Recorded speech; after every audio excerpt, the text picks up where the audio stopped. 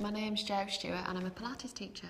Pilates is to do with your posture, your body alignment and your working the muscles in the body how they should be worked. And any muscles that you've got are maybe too strong, you overuse them. It's trying to switch those off and work your stronger muscles. So it's very slow and very controlled initially to make sure that all the right muscles are doing the job that they should be.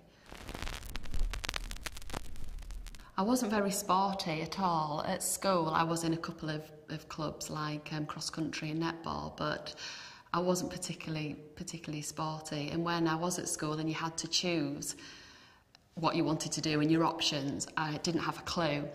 Went on to like work experience and I worked in a hairdresser, got experience in hairdressers, and I think when I left school I just thought I needed to do something. I didn't really know what I wanted to do, but because I'd done the work experience in the hairdresser, I think it was better the devil you know, so I went to hairdressing college, but it wasn't for me. I don't know whether I didn't like the competitiveness of being, you know, all girls working together. I don't think I was very creative, so I didn't enjoy it, so I didn't pursue it. So from there, I got a job in a gym as a receptionist.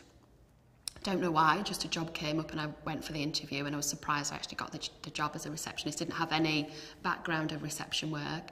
And then from being receptionist, somebody on the gym staff left, and then it was just put to me, why don't you be a gym instructor? So I thought, okay, then why not? Why not give it a go? And I absolutely loved it. I just worked as a gym instructor, so just on the gym floor, and then later on I did become an aerobic teacher. I absolutely loved what I did and got a buzz because of the adrenaline rush of teaching so many classes a week, but there's also a downside because people look at you and they look at you how you are. They don't look at you as whether you're fit inside and whether you're healthy. They look at the shape that you are. So sometimes that was quite challenging. I think when you're in front of people, I don't know, 20, 30 people, you feel, or I felt, and I know some of my friends who've also been in the fitness industry have felt they've got to be a certain way.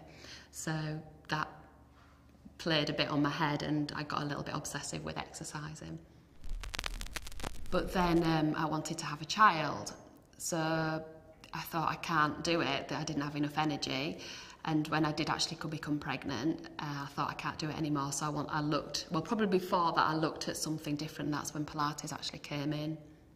I actually had an injury on my leg, and I went to see a physiotherapist, and he just explained it was all to do with, it wasn't to do with my leg, it was my back. It was referred pain from my back, and it was all about how I was walking. From there, I got read up on Pilates, did a course on Pilates, and just loved the total difference from being manic, teaching all these classes, going hell for leather at the gym, to it being very small movements, controlled.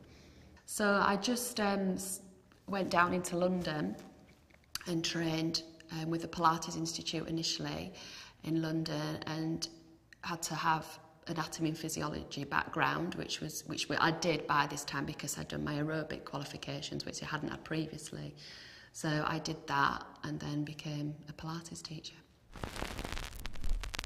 The high point of my life was probably again when my child was born, because that just changes your whole outlook on life. And this year I was fortunate enough to meet a lady who was taught by Joseph Pilates, and she again was very, very inspiring.